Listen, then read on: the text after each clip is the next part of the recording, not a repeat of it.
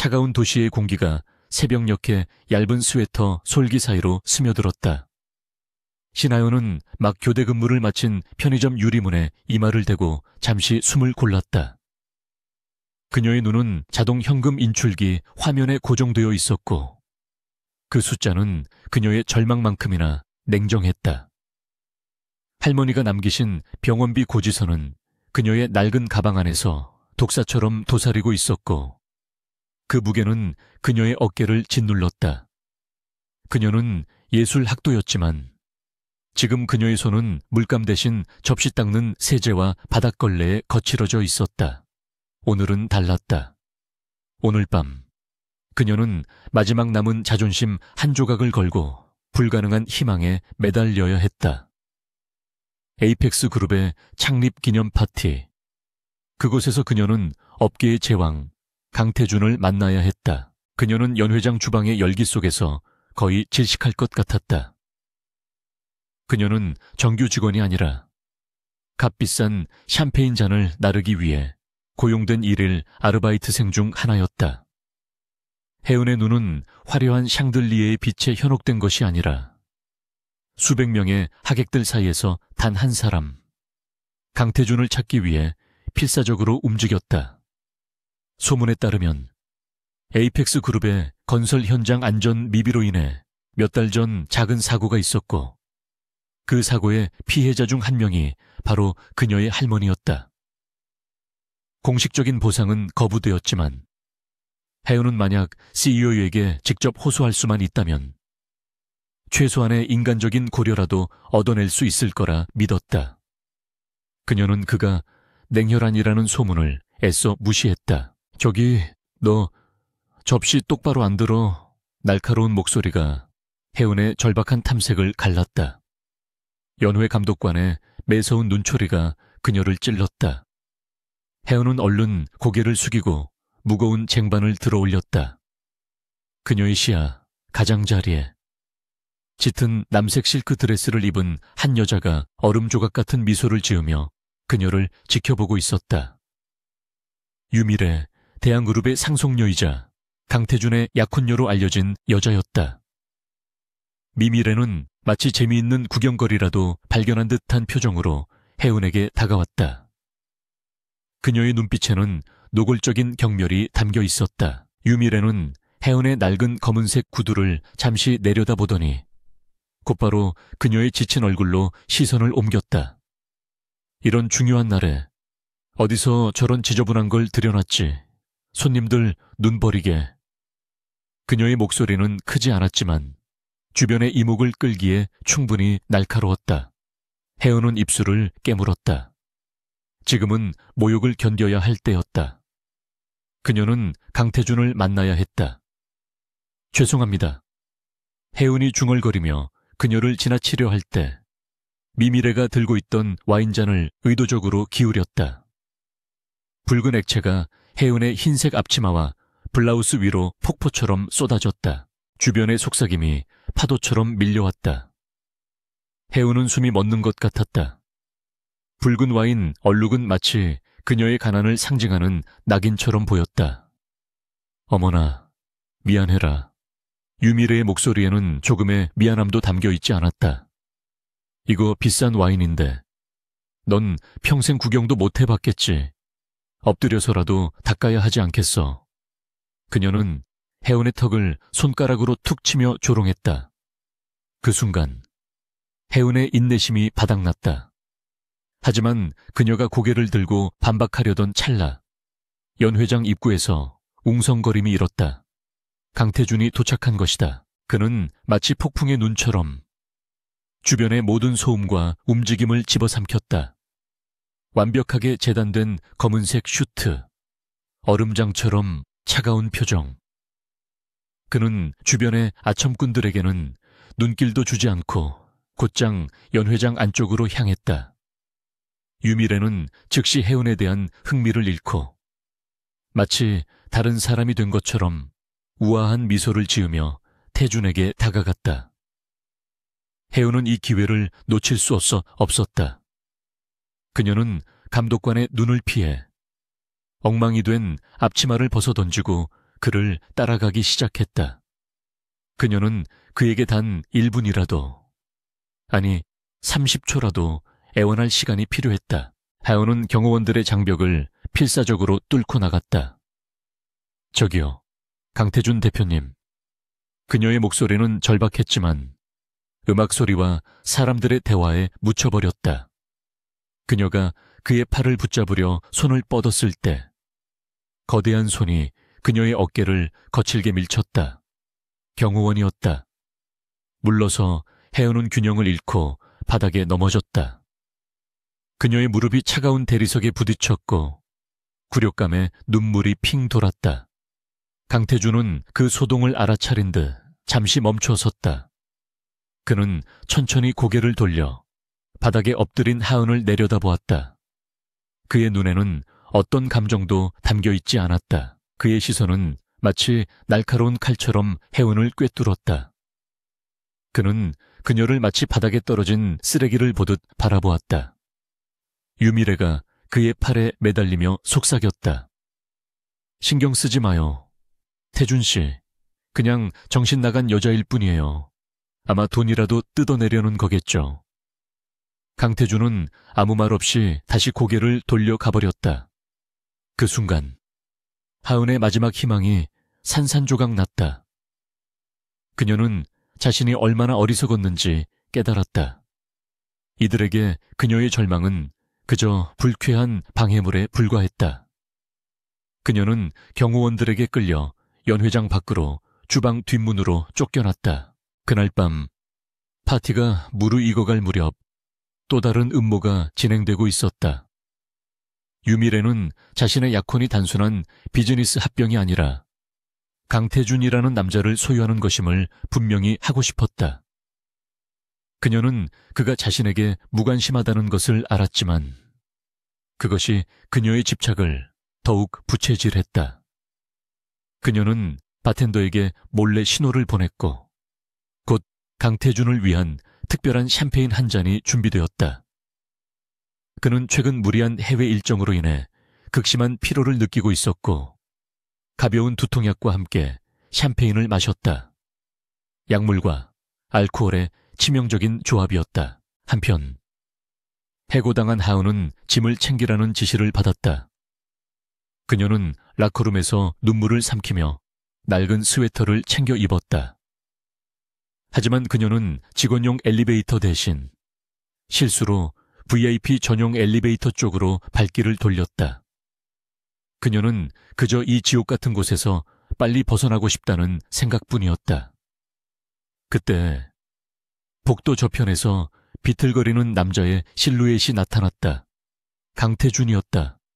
그는 머리를 짚으며 벽에 기대어 있었고 평소의 냉철함은 온데간데 없었다. 그의 경호원들은 유미래의 지시로 잠시 자리를 비운 상태였다. 혜은은 망설였다. 그를 도와야 할까? 아니면 그냥 무시하고 지나가야 할까? 그녀가 망설이는 사이 강태준이 고개를 들었다. 그의 눈은 초점이 맞지 않았고 약물로 인해 흐릿했다. 그는 자신에게 다가오는 혜은을 유미래로 착각했다. 미래, 씨 머리가 너무 아파. 그가 중얼거리며 그녀에게 기댔다. 혜은은 당황했다. 거구의 남자가 그녀의 어깨에 쓰러지자 그녀는 그 무게를 감당하지 못하고 함께 비틀거렸다. 하필이면 그때 VIP 엘리베이터 문이 열렸고 두 사람은 함께 안으로 쓰러졌다. 엘리베이터는 최고층 펜트하우스 스위트룸으로 향했다. 강태준은 카드키를 쥔 채 거의 의식을 잃어가고 있었다. 혜은은 공포에 질렸다. 정신 차리세요. 저는 유미래 씨가 아니에요. 하지만 그는 그녀의 말을 듣지 못했다. 펜트하우스 문이 열리고 그는 그녀를 부축 삼아 방 안으로 들어섰다. 혜은은 그를 침대에 눕히고 도망치려 했다. 하지만 그 순간 약에 취한 그의 힘은 그녀가 상상했던 것보다 훨씬 강했다. 그는 그녀의 손목을 잡아챘고 혜은은 저항할 틈도 없이 그에게 끌려 침대 위로 넘어졌다. 모든 것이 혼란스럽고 무서웠다. 혜은은 필사적으로 저항했지만 그녀의 목소리는 두꺼운 방음벽에 막혀 누구에게도 닿지 않았다. 그의 숨결은 뜨거웠고 그의 행동은 이성적이지 않았다. 혜은은 자신이 거대한 덫에 걸렸음을 깨달았다. 유미래의 잔인한 장난, 강태준의 약물에 취한 착각, 그리고 그녀의 끔찍한 불운이 한데 엉켜 돌이킬 수 없는 밤을 만들고 있었다. 그녀의 비명은 곧 절망적인 흐느낌으로 바뀌었고 도시의 야경이 통유리창 너머로 무심하게 반짝였다. 다음 날 새벽, 혜은은 지독한 고통과 함께 잠에서 깼다. 옆자리의 남자는 깊은 잠에 빠져 있었다. 어젯밤의 기억이 파편처럼 밀려왔다. 수치심과 굴욕감이 그녀의 온몸을 휘감았다. 그녀는 자신이 망가졌다고 느꼈다. 그녀는 비틀거리며 침대에서 내려왔다. 바닥에는 그녀의 찢어진 블라우스와 그의 값비싼 재킷이 뒤엉켜 있었다. 그녀는 떨리는 손으로 옷을 주워 입었다. 그녀의 눈에 눈물이 고였지만 지금은 울 시간이 아니었다. 그녀는 이곳을 벗어나야 했다. 그녀가 허둥지둥 방을 나서려 할 때 손에 무언가 차가운 것이 잡혔다. 침대 옆 협탁 아래에 떨어진 작고 반짝이는 물체였다. 백금으로 만들어진 정교한 문양이 새겨진 커프스 버튼. 어젯밤의 혼란 속에서 그의 셔츠에서 떨어진 것이 분명했다. 혜은은 잠시 망설였다. 그러다 자신도 모르게 그것을 꽉 움켜쥐었다. 그것은 마치 이 끔찍한 밤의 유일한 증거인 것 같았다. 그녀는 뒤도 돌아보지 않고 펜트하우스를 뛰쳐나왔다. 차가운 새벽 공기가 그녀의 뺨을 때렸다. 그녀는 텅 빈 거리를 목적 없이 달렸다. 그녀는 강태준의 얼굴을, 유미래의 조롱을, 그리고 자신의 무력함을 떠올렸다. 그녀는 더 이상 이 도시에 머물 수 없었다. 그녀는 모든 것을 버리고 도망쳐야 했다. 그녀의 소나기 안에서 백금 커프스 버튼이 그녀의 여린 살을 파고들었다. 혜은은 그것이 단순한 장신구가 아니라 그녀의 남은 생을 올가맬 운명의 족쇄가 될 것임을 예감하지 못했다. 그녀는 그저 달리고 또 달렸다. 강태준은 지독한 숙취와 함께 깨어났다. 머리가 깨질 듯 아팠고 낯선 여자의 흔적이 남아있는 침대는 그의 불쾌감을 증폭시켰다. 그는 지난밤의 일을 명확히 기억하지 못했다. 유미래가 건넨 샴페인, 극심한 피로감, 그리고 어떤 여자의 희미한 실루엣. 그는 즉시 보안팀장과 비서실을 호출했다. 그의 펜트하우스 보안이 뚫렸다는 사실, 그리고 자신이 통제력을 잃었다는 사실에 대한 분노가 치밀었다. 그는 이것을 단순한 하룻밤의 실수가 아닌 자신을 향한 정교한 공격이나 함정으로 간주했다. 누군가 의도적으로 여자를 밀어 넣었거나 혹은 그 여자가 전문적인 사기꾼일 가능성이 높았다. 어젯밤 내 스위트룸에 접근한 모든 사람을 찾아내 CCTV, 출입기록, 전부. 강태준은 얼음장 같은 목소리로 명령했다. 하지만 조사는 예상외로 난관에 부딪혔다. 그 시간대 VIP 엘리베이터의 영상은 원인을 알 수 없는 오류로 손상되어 있었다. 연회에 고용된 임시직원 명단에서 신하은이라는 이름은 없었다. 그녀는 그날 하루 다른 아르바이트생의 대타로 급하게 투입되었고 현금으로 일당을 받아갔기에 아무런 공식 기록도 남지 않았다. 유미래는 태연하게 그날 밤 태준이 너무 피곤해 보여 먼저 자리를 떴다고 진술했고 태준은 그 이상의 것을 캐물을 수 없었다. 강태준의 비서는 결국 정체불명의 여성이며 의도적으로 접근한 전문 스패머일 가능성이 높습니다. 하지만 현재로서는 추적이 불가능합니다. 라는 보고를 올렸다. 태준은 미간을 찌푸렸다. 그는 자신의 한쪽 소매가 허전하다는 것을 뒤늦게 알아차렸다. 할아버지에게 물려받은 세상에 단 하나뿐인 백금 커프스 버튼 한쪽이 사라진 것이다. 그는 그것이 여자가 훔쳐간 증거라고 확신했다. 그는 그녀를 값싼 도둑으로 규정했다.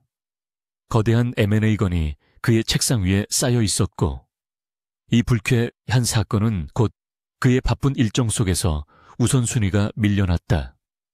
그는 그 여자의 얼굴조차 기억하지 못했다. 한편 신하요는 그날 밤 이후로 지옥 같은 날들을 보내고 있었다.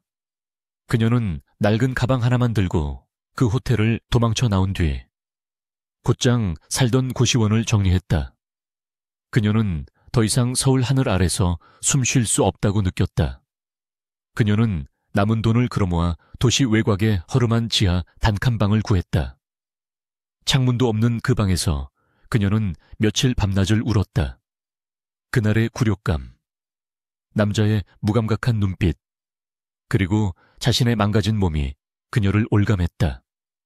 그녀는 예술학도의 꿈을 접어야 했고, 할머니의 병원비 독촉장은 이제 그녀의 생계 자체를 위협하고 있었다.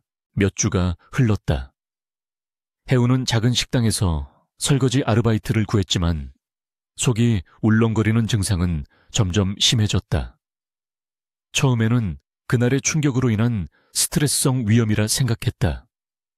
하지만 매일 아침 찾아오는 극심한 메스꺼움과 현기증, 그리고 무엇보다 두려운 예감이 그녀의 발목을 잡았다. 그녀는 마지막 남은 돈을 털어 약국에서 임신 테스트기를 샀다. 떨리는 손으로 확인한 결과는 잔인할 정도로 선명했다. 2줄. 그녀의 세상이 무너져 내렸다. 뱃속의 생명은 그날 밤의 악몽이 남긴 지울 수 없는 증거였다. 그녀는 절망했다. 이 아이는 원치 않는 하룻밤, 폭력과도 같았던 순간의 산물이었다. 아이의 아버지는 그녀를 경멸했던 남자, 그녀의 존재조차 기억하지 못할 남자였다. 그녀는 아이를 지울 생각도 했다. 이 가난과 절망을 아이에게까지 물려줄 수는 없었다. 그녀는 차가운 방바닥에 웅크린 채 자신이 할 수 있는 선택지들을 떠올렸지만 그 어떤 것도 답이 되지 못했다. 그녀는 완전히 혼자가 되었다. 그녀는 할머니의 사진을 붙잡고 하염없이 울었다. 자신을 이렇게 무력하게 만든 세상이 원망스러웠다. 며칠을 굶다시피 하며 고민하던 해우는 결국 작은 산부인과를 찾았다. 수술 날짜를 잡기 위해서였다. 의사는 무표정한 얼굴로 그녀에게 초음파 검사를 권했다. 그녀는 차가운 젤이 배에 닿는 감촉에 몸서리를 쳤다. 그녀는 모니터를 외면했다. 바로 그때였다. 툭, 툭, 툭. 작지만 빠르고 강렬한 소리가 진료실을 가득 메웠다. 그녀의 심장 소리가 아니었다. 아기 심장 소리예요. 아주 건강하네요. 의사의 무심한 한마디가 혜은의 다친 마음을 꿰뚫었다. 그녀는 자신도 모르게 모니터로 고개를 돌렸다. 그곳에는 아주 작은 점, 아직 형태도 제대로 갖추지 못한 생명체가 깜빡이고 있었다. 그리고 그 작은 점에서부터 온 세상을 울릴 듯한 심장 소리가 울려 퍼지고 있었다. 혜은은 그 소리를 듣는 순간 얼어붙었던 심장이 녹아내리는 것을 느꼈다. 이 아이는 강태준의 아이이기 이전에 그녀의 아이였다. 그녀의 뱃속에서 자라나는 그녀의 유일한 가족이었다. 그 어떤 절망 속에서도 살아남으려 발버둥치는 강인한 생명이었다. 그녀는 눈물을 터뜨렸다. 그것은 절망의 눈물이 아니라 결심의 눈물이었다. 그녀는 진료실을 나왔다. 수술 예약 대신 임산부에게 필요한 영양제 목록이 적힌 종이를 손에 쥐고 있었다. 그녀의 눈빛은 더 이상 공허하지 않았다. 그 안에는 이제 막 싹트기 시작한 맹렬하고 원초적인 모성애가 자리 잡고 있었다. 그녀는 이 아이를 지킬 것이다. 그 누구에게도, 특히 강태준이라는 남자에게서 이 아이를 빼앗기게 두지 않을 것이다. 그녀는 자신을 짓밟은 이 도시, 에이펙스 그룹의 그림자가 드리운 이 서울을 떠나야만 했다. 그녀에게는 아이를 안전하게 낳고 기를 수 있는 곳이 필요했다. 해오는 결심이 서자 망설이지 않았다. 그녀는 유일하게 값나가는 물건이었던 할머니가 물려주신 작은 옥반지를 팔았다. 그리고 그녀의 전부였던 미술 도구들, 캔버스와 물감, 붓들까지 헐값에 중고시장에 넘겼다. 심장이 찢어지는 듯 아팠지만 이제 그녀에게는 그림보다 더 소중한 것이 생겼다. 그녀는 최소한의 집만 꾸린 채 서울 고속버스 터미널로 향했다. 그녀는 목적지를 정하지 않았다. 그저 이 도시에서 가장 먼 곳으로 가는, 가장 이른 시간에 표를 달라고 했다. 그렇게 그녀가 도착한 곳은 동해안의 작은 항구 도시 묵호였다. 어린 시절 할머니와 딱 한 번 와봤던 기억이 어렴풋이 남아있는 곳이었다. 비릿한 바다 냄새와 갈매기 소리가 서울의 매연과 소음 대신 그녀를 맞이했다. 그녀는 이곳이라면 괜찮을 것 같다고 생각했다. 이곳에는 에이펙스 그룹의 마천루도, 유미래의 경멸 어린 시선도, 강태준의 차가운 눈빛도 없었다. 그녀는 항구가 내려다 보이는 언덕배기, 금방이라도 쓰러질 듯한 낡은 집의 작은 방을 월세로 구했다. 방은 좁고 볕도 잘 들지 않았지만 창문을 열면 멀리 수평선이 보였다. 해우는 가방 깊숙한 곳에서 무의식적으로 챙겨왔던 백금 커프스 버튼을 꺼냈다. 정교한 에이펙스의 로고가 희미하게 새겨져 있었다. 그녀는 그것을 차가운 바닷바람 속으로 던져버리려다 멈칫했다. 이것은 증오의 증표이자 동시에 그녀가 겪은 모든 일의 유일한 물증이었다. 그녀는 그것을 다시 가방 가장 깊은 곳에 넣었다. 언젠가 이 빚을 갚을 날이 올까 하니 지금은 그런 복수보다 더 중요한 것이 있었다. 그녀는 배를 감싸 안았다. 아가야, 이제 우리 둘뿐이야. 엄마가 꼭 지켜줄게. 시간은 상처를 무디게 만들지만 지우지는 못한다. 4년이라는 세월이 흘렀다. 묵호에 거친 바닷바람은 신하은을 다른 사람으로 빚어냈다. 서울의 절망에 젖어 있던 불쌍한 소녀는 이제 없었다. 그녀는 4살배기 아들 신민준의 억척스러운 엄마이자 항구 근처 작은 도의 공방, 해송의 성실한 직원이었다. 그녀의 손은 이제 거친 흙을 빚고 뜨거운 가마를 다루며 단단해져 있었다. 그녀는 아들 민준에게 세상의 전부였다. 민준은 엄마를 닮아 눈이 크고 총명했으며 바닷가 아이답게 씩씩하고 호기심이 많았다. 가난은 여전했지만 그들의 작은 월세방에는 매일 저녁 민준의 웃음소리와 흙냄새 섞인 하연의 따뜻한 천이 감돌았다. 그것은 그녀가 목숨과 맞바꿔도 아깝지 않을 위태롭지만 소중한 평화였다. 민준은 그녀의 삶의 이유이자 빛이었다. 하지만 그 빛에는 늘 그림자가 따랐다. 민준에게는 치명적인 견과류 알레르기가 있었다. 아주 작은 땅콩 부스러기 하나에도 아이는 호흡 곤란을 일으킬 수 있었다. 혜은은 민준의 음식을 준비할 때마다 편집증에 가까울 정도로 성분을 확인했고 외출할 때는 항상 비상주사약 에피네프린을 품에 지니고 다녔다. 그녀는 아이가 그저 평범하게, 건강하게 자라주기만을 바랐다. 그녀는 강태준이라는 남자의 존재를 뇌리에서 완전히 지워버리려 애썼다. 그는 그저 민준에게 생물학적 유전 정보의 절반을 제공한 익명의 기증자나 다름없다고 스스로를 세뇌했다. 그녀가 쌓아 올린 위태로운 평화는 그러나 거대한 자본의 물결 앞에 무너질 운명이었다.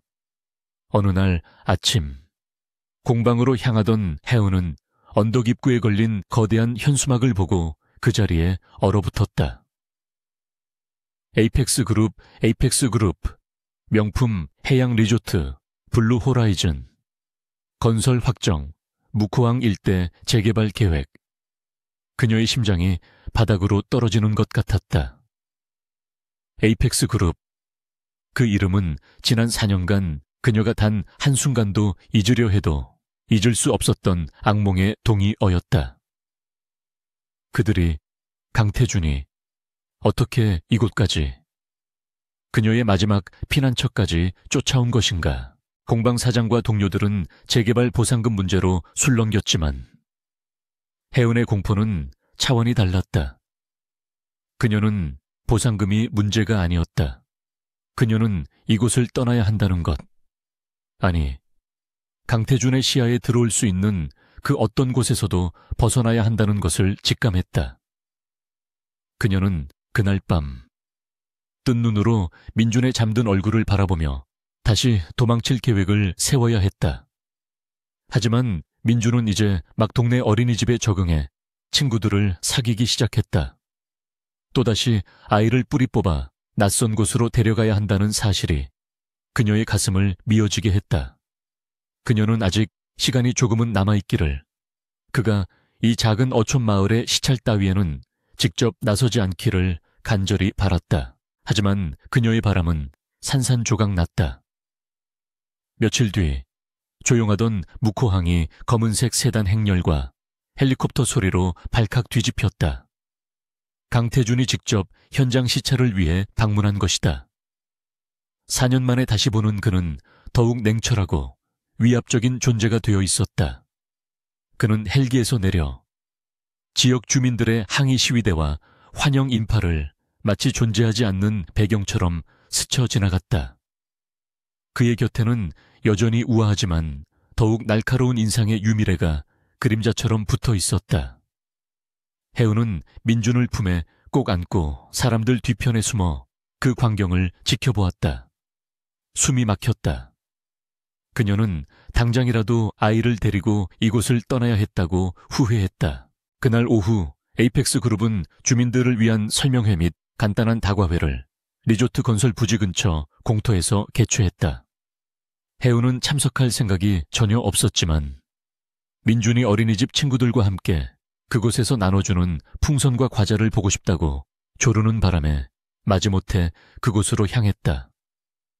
그녀는 모자를 깊게 눌러쓰고 혹시 모를 사태에 대비해 민준의 손을 절대 놓지 않겠다고 다짐했다. 행사장은 화려하게 차려진 음식들과 에이펙스 그룹의 홍보 영상으로 번잡했다. 강태준은 단상 위에서 무표정한 얼굴로 지역 사회공헌 계획을 발표하고 있었다. 그의 목소리가 스피커를 통해 울려 퍼질 때마다 혜우는 심장이 조여드는 것 같았다. 사건은 순식간에 일어났다.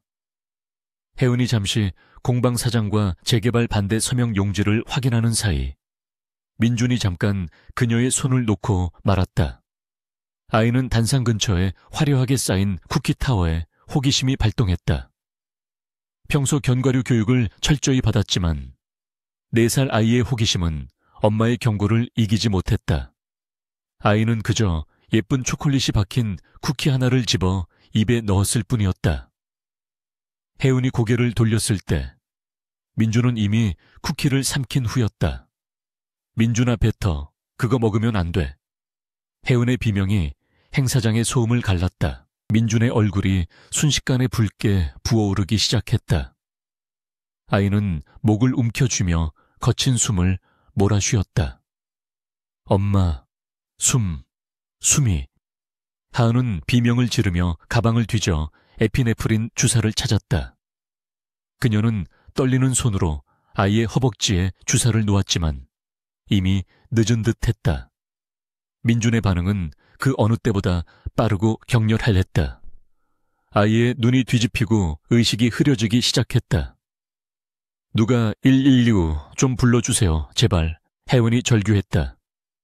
주변 사람들이 당황해서 우왕좌왕하는 사이 단상 위에 있던 강태준의 시선이 그곳에 고정되었다. 강태준은 즉시 연설을 중단하고 단상에서 내려왔다. 그는 혼란의 중심으로 망설임 없이 걸어왔다. 무슨 일이지? 그의 차가운 목소리가 혜은의 귓가를 때렸다. 혜은은 고개를 들 새도 없이 아이의 가슴을 압박하며 울부짖었다. 알레르기, 쇼크예요. 땅콩, 병원에 가야 해요. 강태준은 아이의 새파랗게 질린 얼굴을 내려다보았다. 그는 지체 없이 자신의 경호팀장에게 명령했다. 헬기 대기시켜 가장 가까운 대학병원으로. 그는 혜은이 반박할 틈도 주지 않고 축 늘어진 민준을 그녀의 품에서 빼앗아 안아들었다. 혜은은 본능적으로 그를 따라 헬기에 올랐다. 헬기 안에서 혜은은 민준의 손을 붙잡고 기도만 되풀이했다. 강태준은 그런 그녀를 무감각한 시선으로 바라보다가 다시 의식을 잃어가는 아이에게로 시선을 돌렸다. 이상하게도 아이의 얼굴이 낯설지 않았다. 병원 응급실은 아수라장이 되었다. 의료진이 민준을 데리고 처치실로 뛰어 들어갔고 잠시 후 의사가 뛰쳐나왔다. 아나필락시스 쇼크입니다. 급성호흡 부종과 혈압 저하가 동시에 왔습니다. 지금 당장 수혈이 필요한데 아이 혈액형이 희귀합니다. RH, AB형입니다.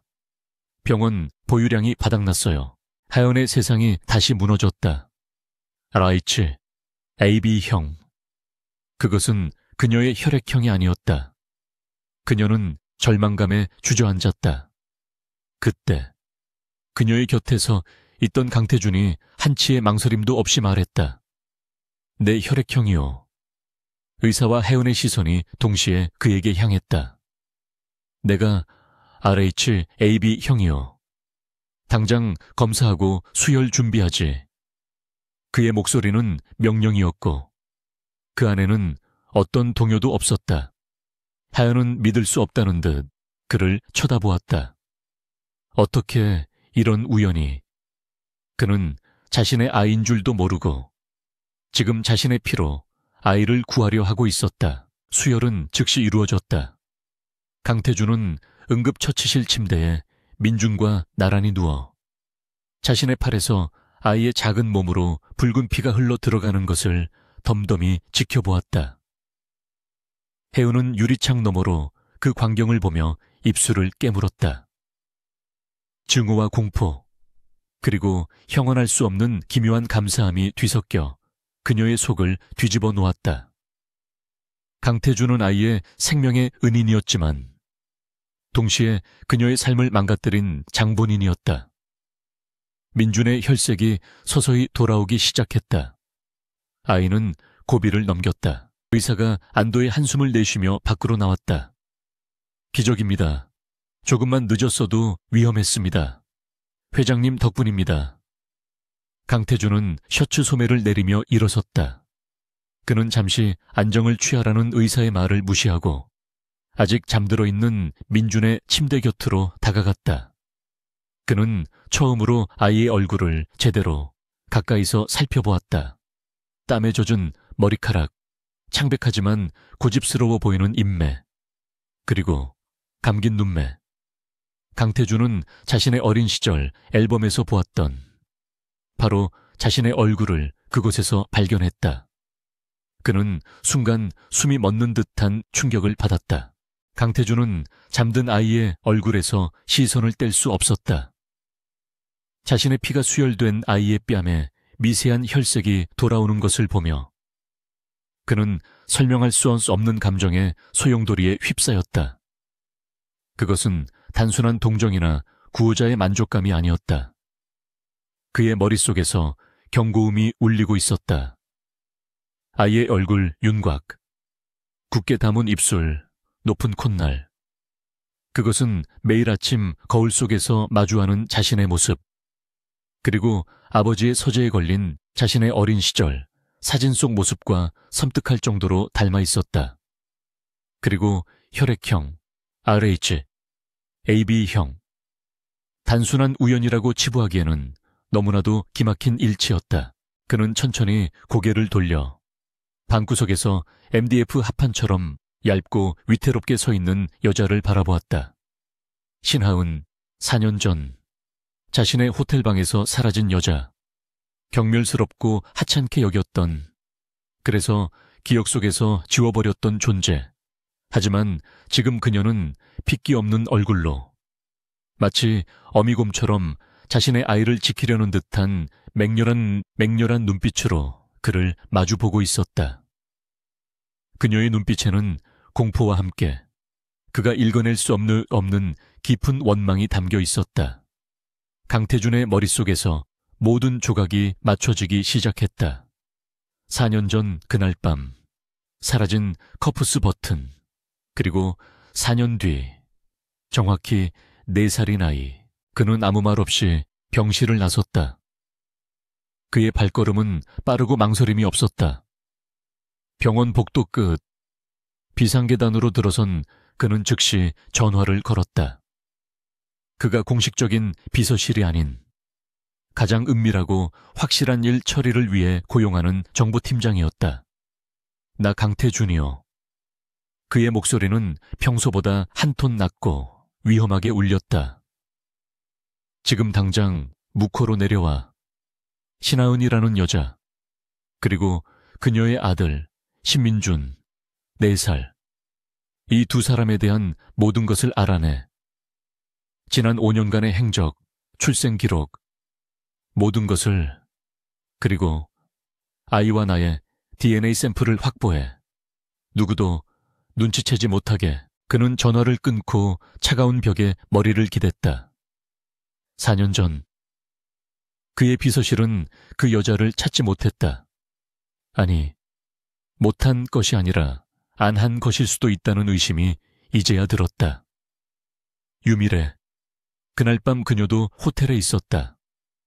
그녀가 어떤 식으로든 개입했을 가능성. 만약 이 아이가 정말 자신의 아이라면 강태준은 주먹을 불끈 쥐었다. 누군가가 감히 자신을 속이고 자신의 핏줄을 4년 동안이나 숨겨왔다는 사실에 참을 수 없는 분노가 치밀었다.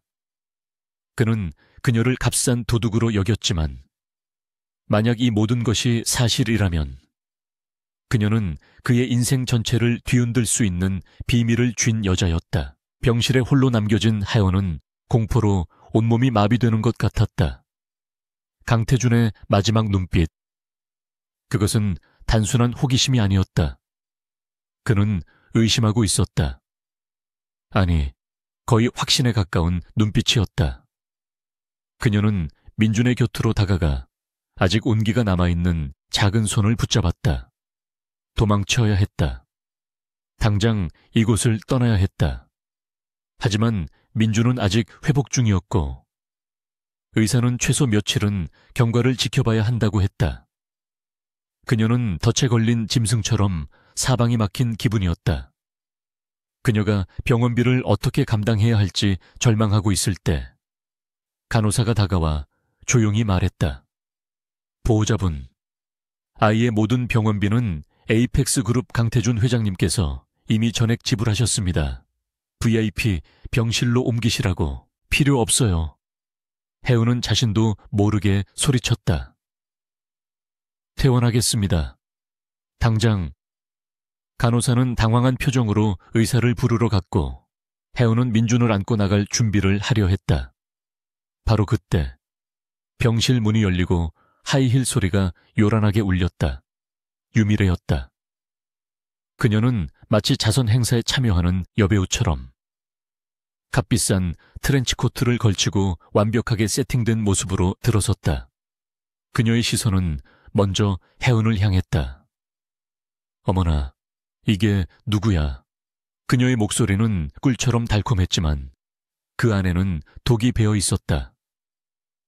4년 전 그 호텔에서 봤던 더러운 웨이트리스 맞지? 혜은은 숨이 멎는 것 같았다. 그녀는 민준의 얼굴을 가리려 애썼다. 유미래는 혜은의 반응을 즐기듯 천천히 다가왔다. 그리고 그녀의 시선이 침대에 누워있는 민준에게로 향했다. 그녀는 아이의 얼굴을 유심히 살펴보았다. 강태준의 어린 시절을 아는 그녀 역시 그 끔찍한 유사성을 즉각적으로 알아차렸다. 그리고 희귀 혈액형, 강태준의 긴급 수혈, 유미래의 얼굴에서 미소가 사라지고 차가운 사리가 번졌다. 이게 뭐야? 그녀의 목소리가 가늘게 떨렸다. 설마 네가 감히 나가요. 혜은이 아이를 감싸 안으며 외쳤다. 당신이 상관할 바 아니에요. 유미래는 잠시 충격에 빠진 듯 보였으나 이내 상황을 파악했다. 이 아이는 강태준의 아이였다. 그녀와 강태준의 결혼, 대양그룹과 에이펙스 그룹의 합병에 가장 치명적인 장애물. 그녀는 다시 차가운 미소를 되찾았다. 가엾어라.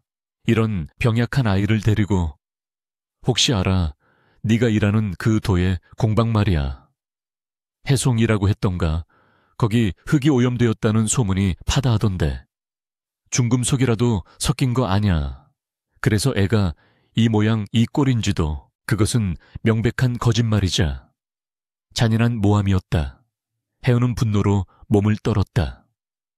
무슨 그런 악담을 당장 나가.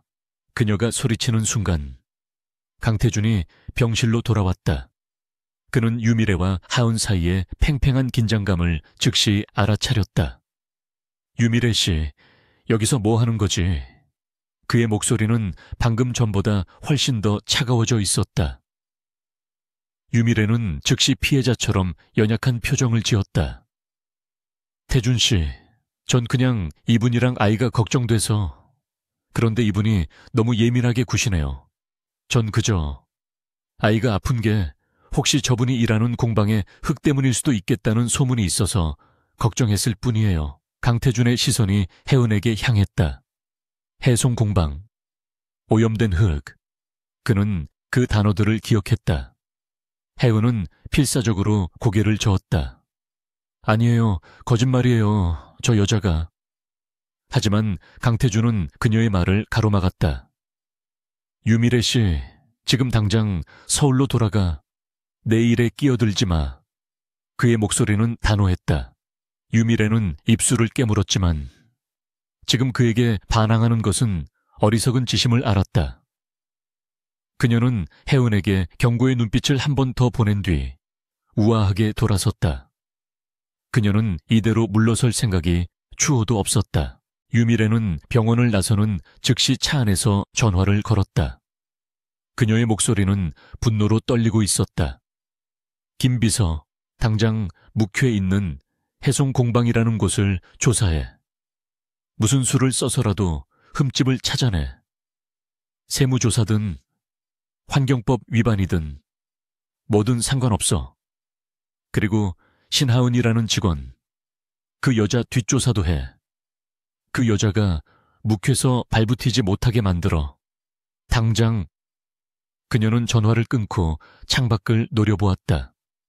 감히 자신의 것을 탐낸 천한 것들.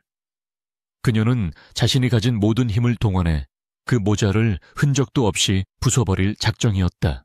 그날 밤 강태준은 자신의 묵호 임시 집무실에서 긴급 보고서를 받았다. 그의 정보팀장이 직접 가져온 것이었다. 보고서는 간결했다.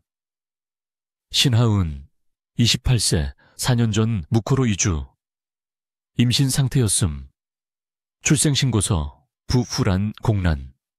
신민준, 4세. 출생 이후 묵호 이외 지역 방문 기록 전무. 그리고 보고서의 마지막 장에는 2장의 사진이 나란히 붙어 있었다. 오늘 병원에서 찍힌 신민준의 사진, 그리고 강태준 자신의 5살 때 사진. 그 어떤 유전자 검사 결과보다도 확실한 증거였다. 강태준은 보고서를 쥔 손에 힘을 주었다. 종이가 구겨지는 소리가 났다. 그는 아들이 있었다. 그리고 저 여자는, 신하은은 4년 동안 감히 자신의 아들을 훔쳐서 숨겨왔다. 그의 감정은 분노와 혼란, 그리고 알 수 없는 소유욕이 뒤섞여 폭발하기 직전이었다. 유미래의 공격은 예상보다 빠르고 치밀했다. 혜은이 민준을 데리고 병원에서 퇴원하던 바로 다음 날 아침, 해송 공방은 발칵 뒤집혔다. 지역 신문 기자들과 시청 환경위생과 공무원들이 들이닥쳤다. 그들의 손에는 중금속 오염 유약 사용 의혹이라는 제목의 익명 제보서가 들려 있었다.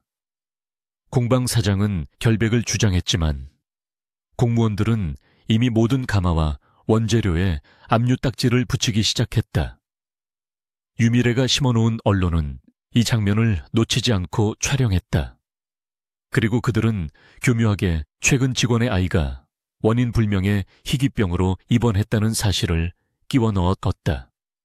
독성 물질에 가장 먼저 노출된 피해자라는 뉘앙스였다. 신하윤은 망연자실했다. 공방 사장은 그녀를 원망하지 않았지만 현실은 냉혹했다. 하은 씨, 미안하네. 조사가 끝날 때까지는, 아니, 사실상 공방은 문을 닫아야 할 것 같아. 당장 일자리를 구해봐야 할 거야. 실직, 그것은 단순한 수입의 단절이 아니었다. 묵회소의 유일한 사회적 연결고리가 끊어진 것이다. 그리고 그날 오후, 소문은 맹독처럼 마을 전체로 퍼져나갔다. 혜은이 시장에 민준의 약을 사러 나갔을 때 평소 민준에게 사탕을 쥐어주던 야채가게 할머니가 그녀를 보고 고개를 돌렸다. 사람들은 그녀를 피했고 수군거렸다. 저 여자래. 자기 애한테까지 독을 썼다나 봐.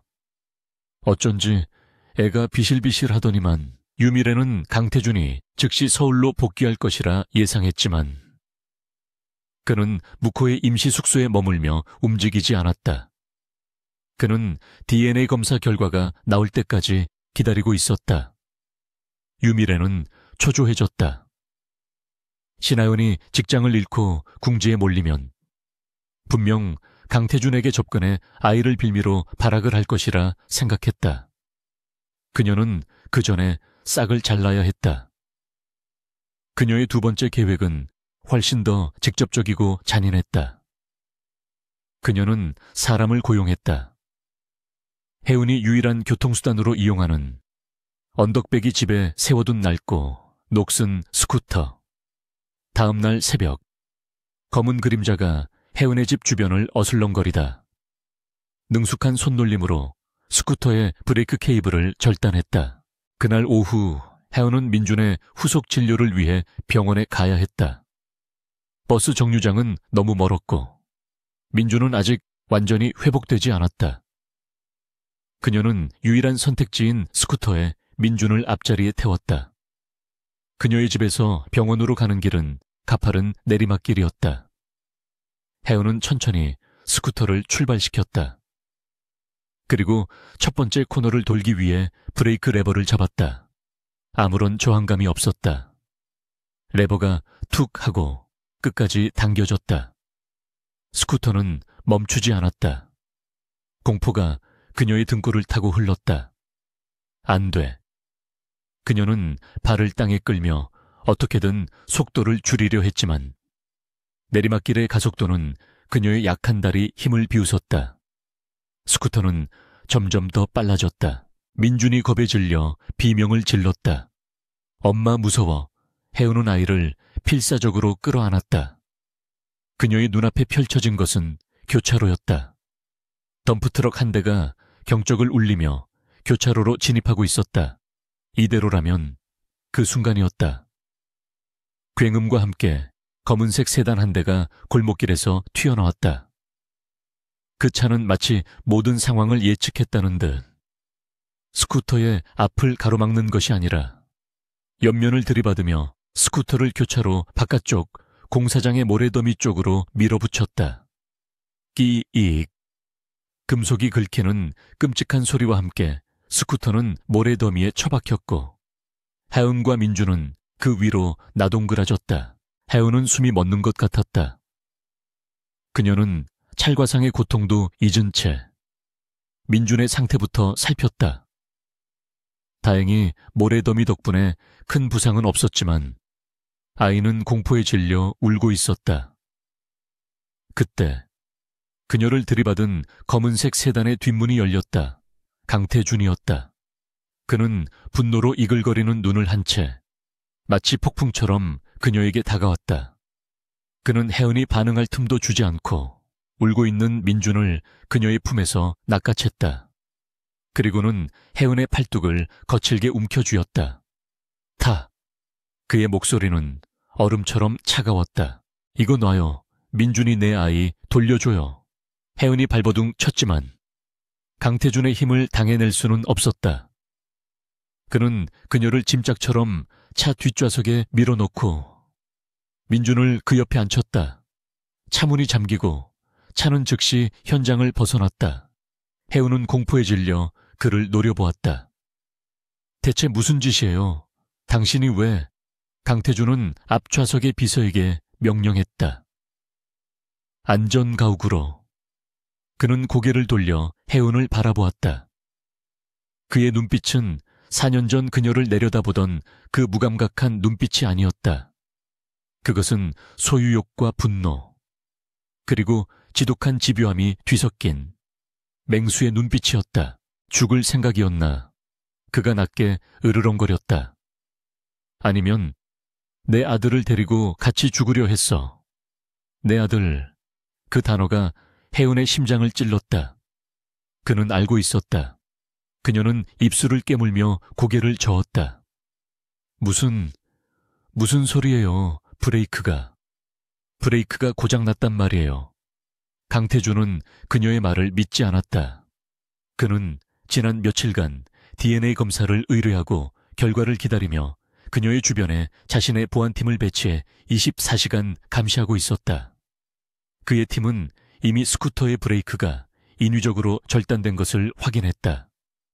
그는 이것이 유미래의 짓이거나 혹은 이 여자가 자신을 압박하기 위해 벌인 자해 공갈극일 수도 있다고 의심했다. 차는 무코 시내를 벗어나 에이펙스가 리조트 부지에서도 가장 외진 절벽 위에 지어놓은 통유리 저택 안정가옥 앞에 멈춰 섰다. 그곳은 완벽한 요새였다. 혜은은 민준을 안고 차에서 끌려 내렸다. 그녀는 거대한 유리문이 그녀의 등 뒤에서 닫히는 소리를 들었다. 이제 도망칠 곳은 없었다. 저택 안은 바깥의 혼란과는 달리 고요하고 모든 것이 최고급으로 갖춰져 있었다. 하지만 하은에게는 화려한 감옥처럼 느껴졌다. 민준은 놀란 가슴을 쓸어내리며 엄마의 품에 안겨 잠이 들었다. 강태준은 재킷을 벗어던지고 넥타이를 거칠게 풀어 헤쳤다. 그는 혜은이 민준을 소파에 조심스럽게 눕히는 것을 지켜보았다. 그리고 그는 그녀의 앞을 가로막아 섰다. 두 사람 사이에는 숨막히는 긴장감이 흘렀다. 이제 말해. 그가 명령했다. 혜은은 뒷걸음질 쳤지만 곧 차가운 통유리 벽에 등이 닿았다. 무엇을 말하라는 거죠? 그녀는 떨리는 목소리로 반문했다. 그녀의 심장이 미친 듯이 뛰었다. 그녀는 그가 무엇을 원하는지 알았지만 인정하고 싶지 않았다. 강태준이 그녀의 턱을 거칠게 붙잡아 자신을 보게 만들었다. 그의 눈은 그녀의 영혼을 꿰뚫을 듯했다. 4년 전 그날 밤 내 방에서 훔쳐 달아난 게 내 커프스 버튼뿐만이 아니었군. 그는 혜은의 떨리는 눈동자를 바라보며 잔인하게 선언했다. 당신, 내 아이를 훔쳤어. 그의 목소리에는 확인이 아닌 이미 내려진 판결에 냉혹함이 담겨 있었다. 그는 그녀가 어떤 변명을 하든 어떤 거짓말을 하든 상관없다는 태도였다. 그는 자신의 것을 되찾으러 온 포식자였다. 혜은은 절망감에 눈을 감았다. 모든 것이 끝났다. 내 아이를 훔쳤어. 그 차가운 선언이 통유리로 된 거실의 공기를 얼어붙게 만들었다. 신하은은 그 말을 이해하기라도 하려는 듯 잠시 그를 멍하니 바라보았다. 훔쳤다고 그녀의 시선이 소파에서 곤히 잠든 민준에게로 향했다.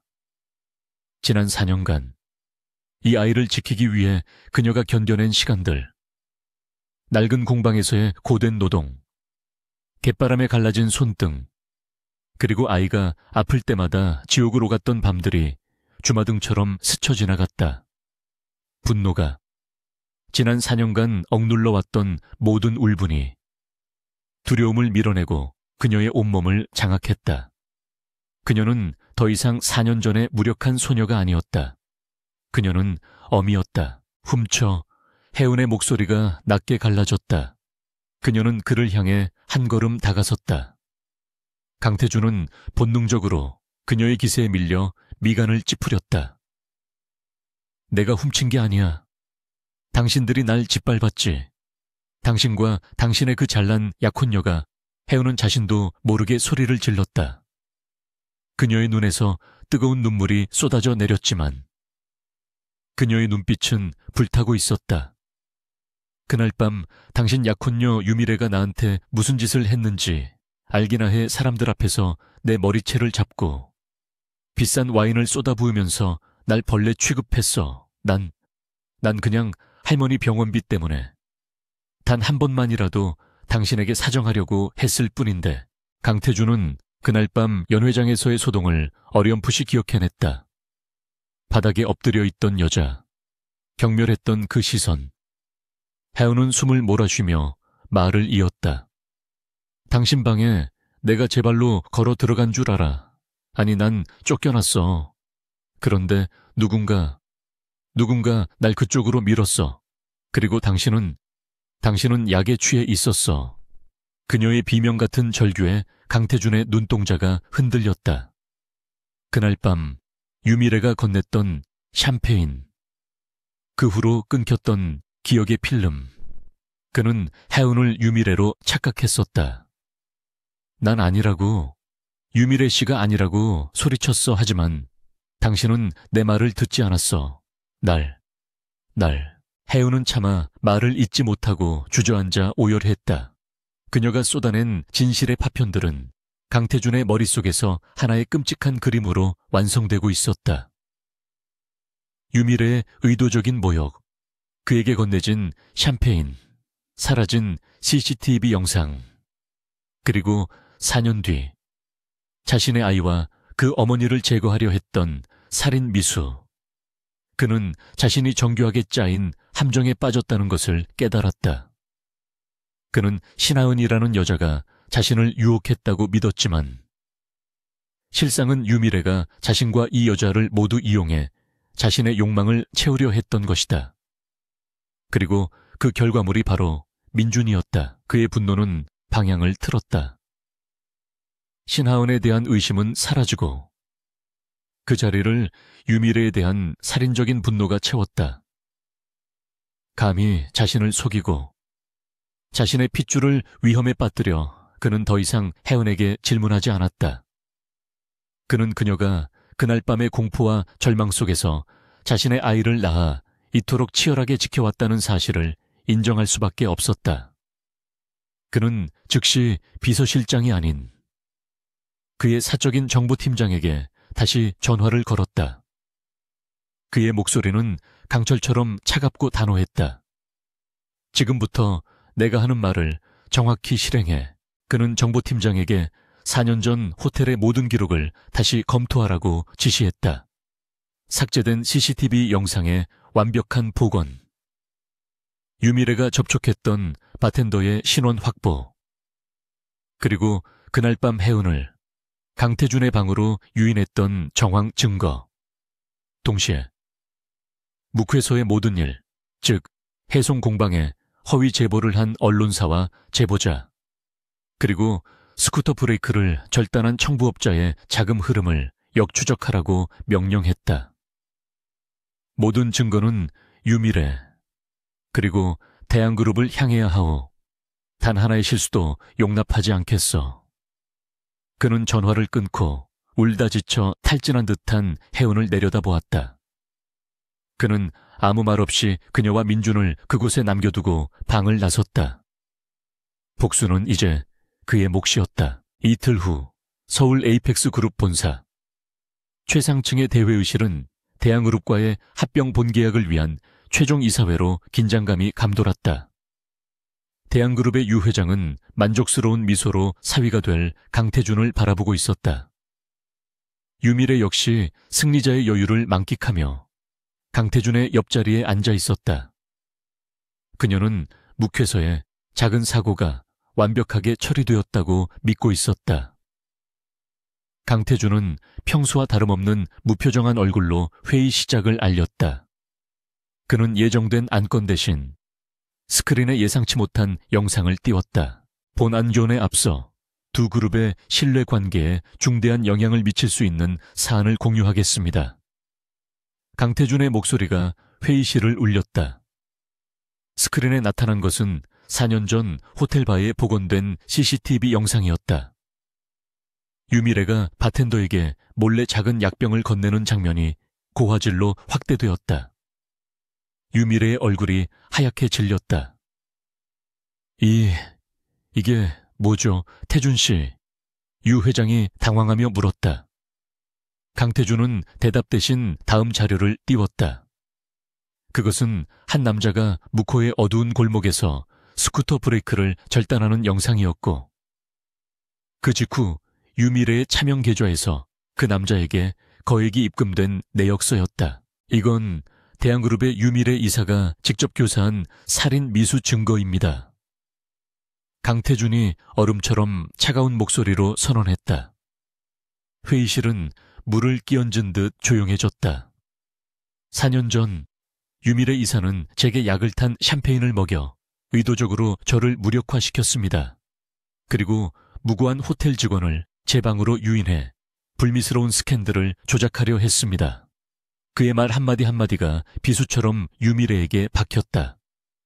그리고 4년 뒤 그날 밤에 일로 태어난 제 아이와 그 아이의 어머니를 제거하기 위해 공방을 파산시키고 급기야 살인을 교사했습니다. 아니야, 거짓말이야. 저건 다 조작된 거야.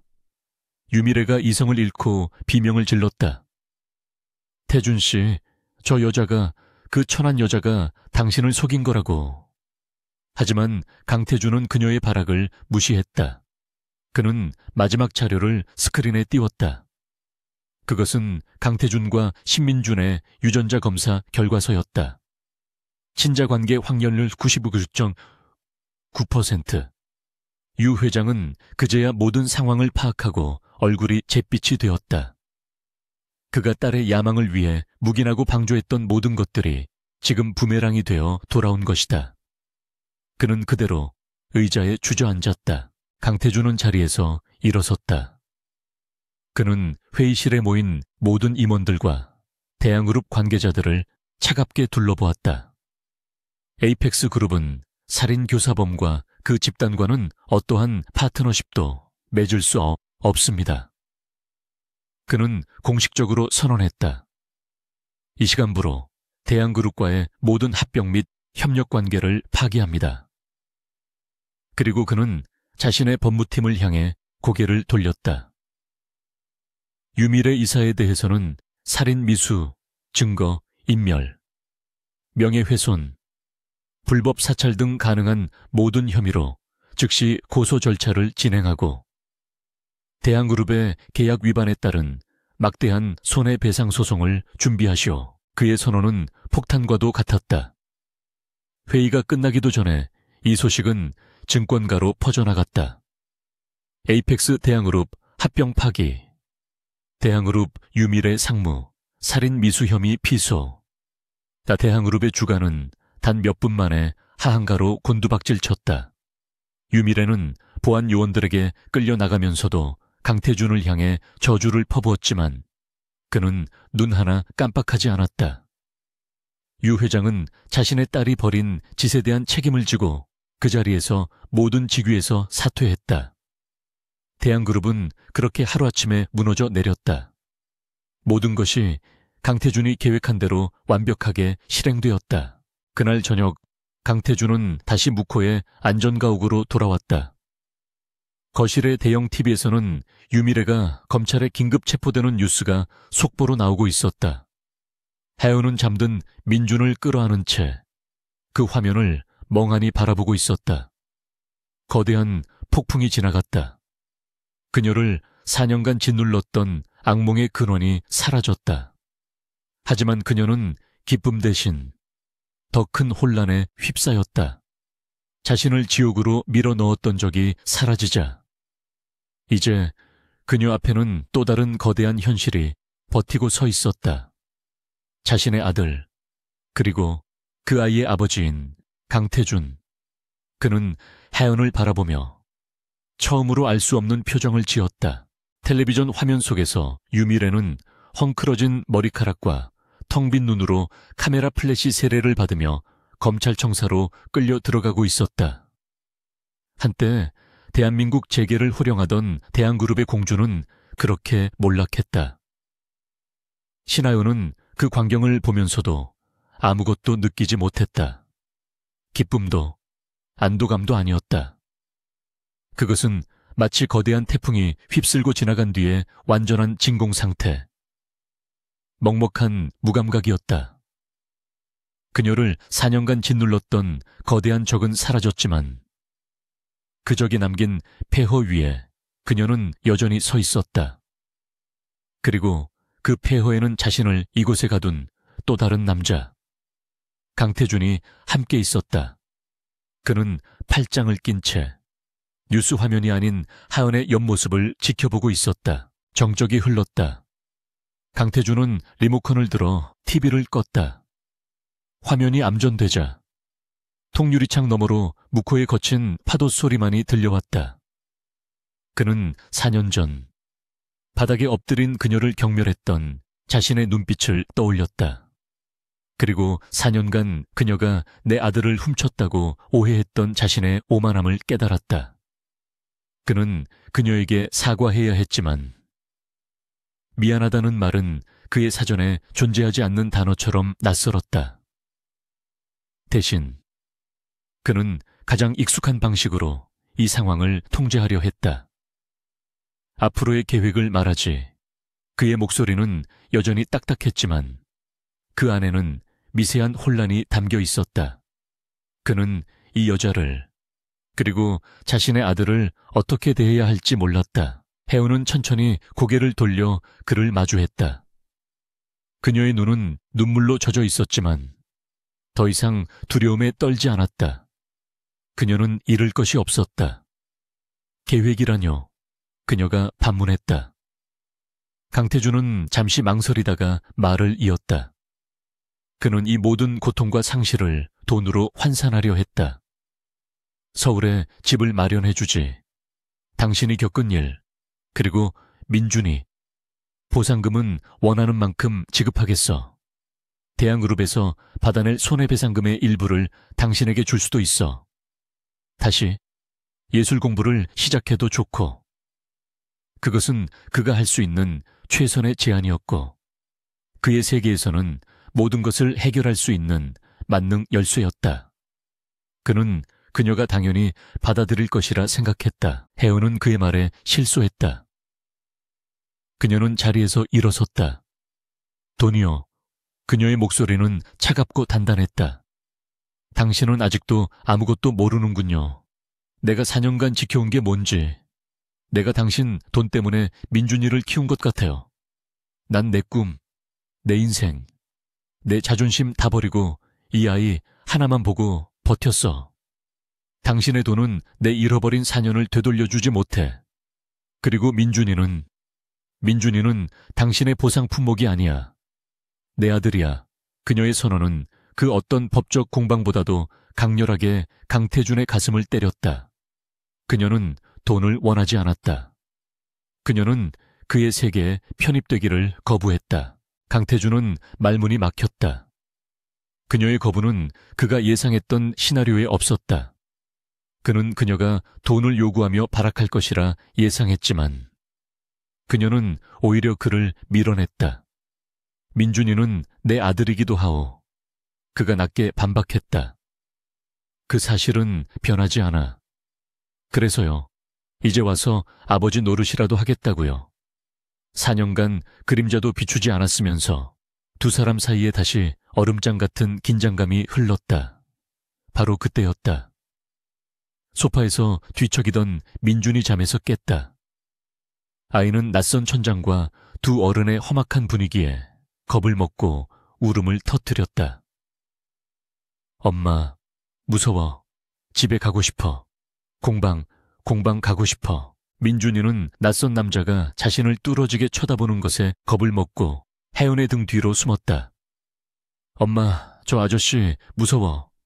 집에 가자. 강태준은 그 말에 심장이 얼어붙는 것 같았다. 그는 평생 누군가에게 거절당하는 것에 익숙하지 않았고, 하물며 자신의 핏줄에게서 무섭다는 말을 들을 줄은 상상도 못했다. 그는 서툰 손을 내밀어 아이를 달래려 했다. 민준아, 나는...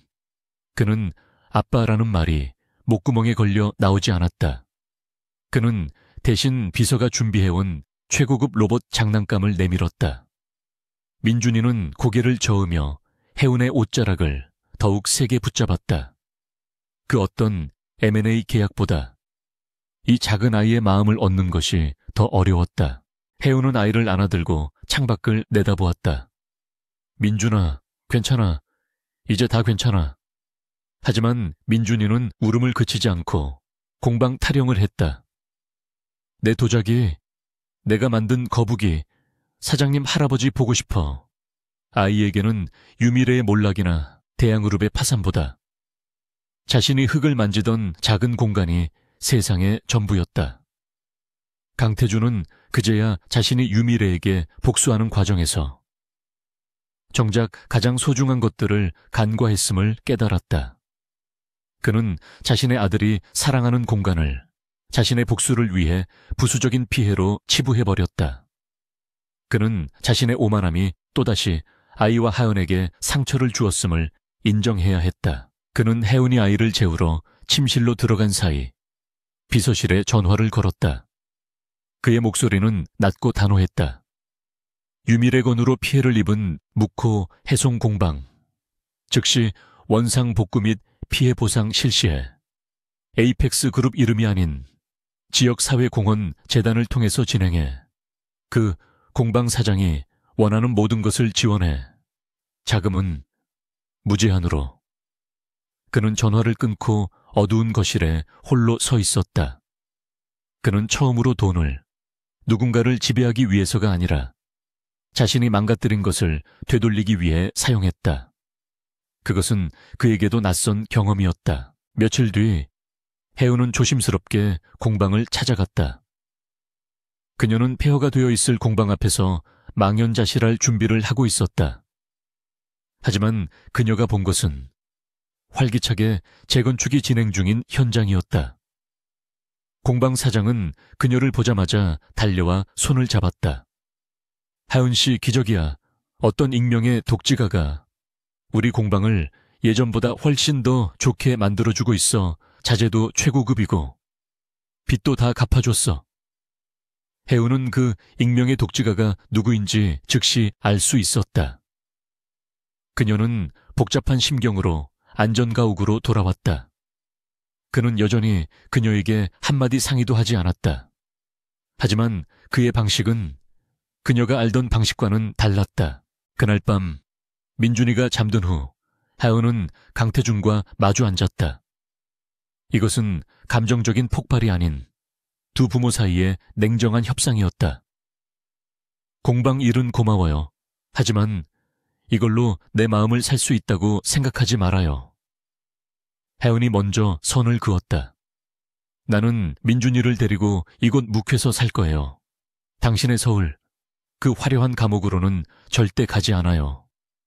강태준은 그녀의 단호한 눈빛을 피하지 않았다. 요구하는 게 뭐요? 그가 물었다. 그는 그녀가 또다시 돈을 거부할 것을 알고 있었다. 첫째, 민준이에 대한 친권은 나에게 있어요. 당신은 양육권자가 아니라 후견인으로만 이름을 올리세요. 내가 죽거나 아이를 키울 수 없을 때만 당신이 나설 수 있어요.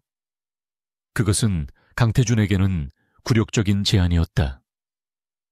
둘째, 민준이를 만나고 싶으면 내 허락을 받아야 해요. 당신 스케줄에 아이를 맞추지 말고 아이 스케줄에 당신이 맞춰요. 셋째, 다시는 나에게 상의도 없이 내 주변을 조종하려 하지 말아요. 공방 일처럼. 혜은의 요구는 명확했다. 그녀는 그의 돈이 아니라 그의 존중을 원했다. 강태준은 오랫동안 침묵했다. 그의 자존심이, 에이펙스의 총수로서의 본능이 아니오라고 외치고 있었다. 하지만 그는 잠든 민준이의 방문을 흘끗 보았다. 그는 이미 4년을 잃었다. 여기서 그녀의 요구를 거부하고 법정 싸움으로 간다면 그는 아이의 마음을 영원히 잃을지도 모른다. 그는 처음으로 누군가에게, 특히 자신보다 약하다고 생각했던 이 여자에게 항복했다. 좋소. 그렇게 하지. 대신 나도 조건이 있어. 그가 말했다. 무코 리조트가 완공되면 내 집무실을 그곳으로 옮길 거요. 당신이 허락하는 한 매일 아이를 보러 가겠소. 6개월이 지났다. 무코의 겨울이 가고 따뜻한 봄바람이 불었다. 해송 공방은 무코의 명물이 되었다. 낡고 허름했던 공방은 전통미를 살린 세련된 건물로 재탄생했고, 서울의 유명 갤러리에서도 작품 입점 문의가 들어올 정도였다. 신하은은 그곳의 주인이자 당당한 도의 작가 신하은으로 돌아와 있었다. 그녀는 더 이상 누구의 엄마 혹은 누구의 여자로 숨지 않았다. 민준이는 공방마당에서 흙장난을 치며 새로 사귄 친구들과 해맑게 웃고 있었다. 그녀의 삶은 완벽하게 제자리를 찾은 듯 보였다. 강태준은 약속대로 묵회에 머물렀다. 그는 거대한 리조트 건설 현장을 지휘하면서도 매일 저녁 6시가 되면 칼같이 퇴근해 공방으로 향했다. 처음 몇 달간은 끔찍했다. 그는 아이와 어떻게 놀아줘야 할지 몰라 값비싼 장난감만 사다 날랐고, 민준이는 그보다 흙투성이 공방사장 할아버지를 더 따랐다. 그는 좌절했지만 포기하지 않았다. 그는 경영 전략을 짜는 대신 육아 서적을 읽기 시작했고, 재무제표를 검토하는 대신 민준이의 그림책을 더듬거리며 읽어주었다. 그는 서툴렀지만 분명히 아버지가 되는 법을 배우고 있었다. 그날은 민준이의 5번째 생일이었다. 혜우는 민준이에게 물레 돌리는 법을 가르쳐주고 있었다. 그때 강태준이 익숙하게 공방문을 열고 들어섰다. 그는 더 이상 완벽한 수트 차림이 아니었다. 그는 이제 공방에 올 때 입는 자신에게 전혀 어울리지 않는 작업용 앞치마를 자연스럽게 둘렀다. 내가 해보지. 그가 민준이 옆자리에 앉았다. 6개월 전만 해도 흙 한 줌 만지지 못했던 그였지만 이제는 제법 능숙하게 흙을 중심에 놓고 물레를 돌리기 시작했다. 물론 여전히 모양은 엉망이었다. 민준이가 아빠의 찌그러진 그릇을 보고 깔깔 웃었다. 아빠 또 망쳤다. 강태준은 민망한 듯 헛기침을 했지만 그의 입에는 그가 의식하지 못하는 미소가 걸려 있었다. 혜우는 그 광경을 흐뭇하게 바라보았다. 그녀는 흙투성이 손을 들어 강태준의 뺨에 묻은 흙을 닦아주려다 멈칫했다. 대신 그녀는 그의 손 위로 자신의 손을 겹쳤다. 중심이 흔들렸잖아요. 힘을 너무 많이 줬어요. 힘을 빼요. 태준 씨. 그녀의 목소리는 다정했다.